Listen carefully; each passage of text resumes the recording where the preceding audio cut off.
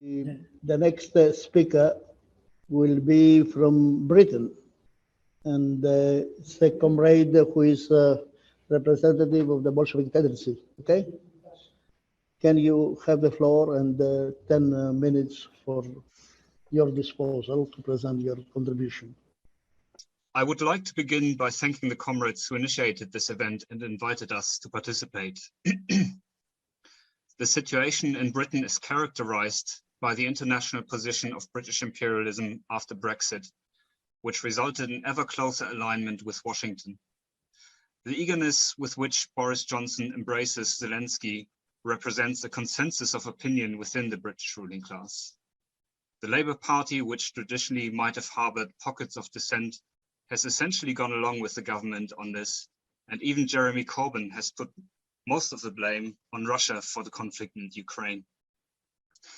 There has been no overt opposition to the war that we are aware of by the trade unions, although as the bourgeois media begins to leak snippets of information making it clear that Russia is gaining the upper hand despite NATO's wholesale support, we expect to see the growth in overt opposition to continuing investing in a losing cause. As rising prices and inflation significantly increase living costs for the working class, in part as an unintended consequence of the sanctions on Russia, it appears that there are strikes on the horizon in many industries over here. The attitudes of the British left have roughly paralleled those of their analogues internationally. We are one of very few groups claiming the mantle of Trotskyism, which favor a Russian military victory over the US, NATO, and its Ukrainian proxy. Russia is not an imperialist power, and for decades it has been threatened by the NATO imperialist alliance. While many tendencies on the left wing of contemporary ostensible Trotskyism are prepared to call for the defeat of the US-NATO-Ukraine coalition, few are prepared to take sides. Most tend to treat the two combatants as qualitatively similar.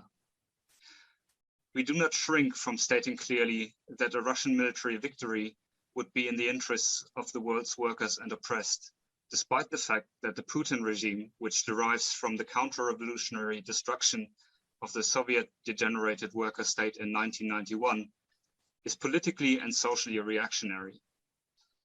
The fundamental issue in this conflict is Russia's right to resist imperialist encroachment. Strategically, Putin's invasion of Ukraine is essentially defensive. These events are unfolding against the background of an accelerating erosion of US global hegemony. It is clear that we are very close to the end of the American century. Joe Biden's prediction that imperialist sanctions would turn the ruble into rubble has backfired dramatically. The US and its NATO allies, particularly Germany, are becoming painfully aware of the disastrous implications of boycotting Russian energy and raw materials.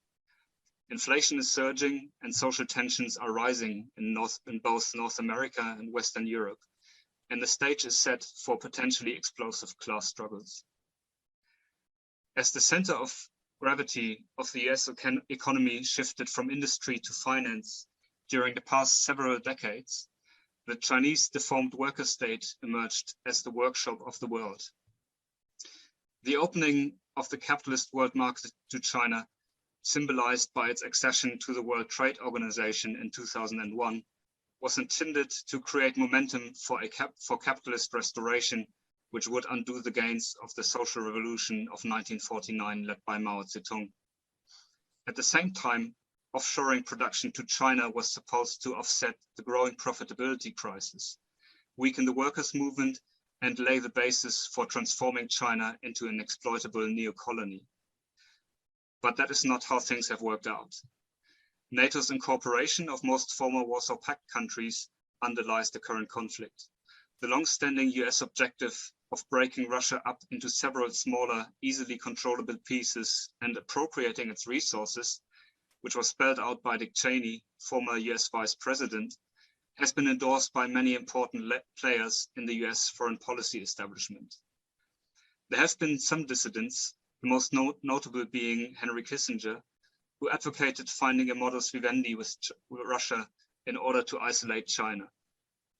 but the dominant faction of the US ruling class, with the acquiescence, if not enthusiasm, of Germany, France, and other European allies, has opted for pressuring Russia whilst also going after China. Some wretched reformists, like the French NPR, have more or less openly sided with the Ukraine NATO axis. Other tendencies have exhibited a combination of confusion and political cowardice. Some who mistakenly consider Russia to be imperialist have taken a dual defensive position. Others who recognize that Russia is not imperialist nonetheless refuse to take sides against NATO and its Ukrainian proxy. Variations of this position are held by David North's WSWS, the Trotskyist faction, the Spartacist League, and the Internationalist Group in the US. The IG and SL appear to view the conflict as essentially involving two dependent capitalist countries, Russia and Ukraine. In our view, those who deny that Ukraine is acting essentially as an imperialist proxy and refuse to defend Russia against NATO have no claim to stand in the Bolshevik-Leninist tradition. We note that the 30th of April statement of the Christian Rakovsky Center does not explicitly state that you side militarily with Russia in this conflict, nor do any of your other materials as far as we've seen. Without giving Putin's reactionary Bonapartist regime one inch of political support, Marxists recognize that a Russian victory will weaken the US-NATO imperialist axis and complicate future military aggression against the Chinese deformed worker state and others on the US hit list. Conversely, a victory by NATO's Ukrainian proxy would encourage further aggression. We support the strikes by Greek and Italian workers against NATO weapons shipments to Ukraine, while opposing similar actions by Belarusian workers seeking to block Russian armaments. The chaos and bloody military aggression spawned by global imperialism can only be ended by a world socialist revolution. That requires the construction of a revolutionary workers' party on an international scale. We hope that this conference may turn out to have represented a small step in that direction. Thank you.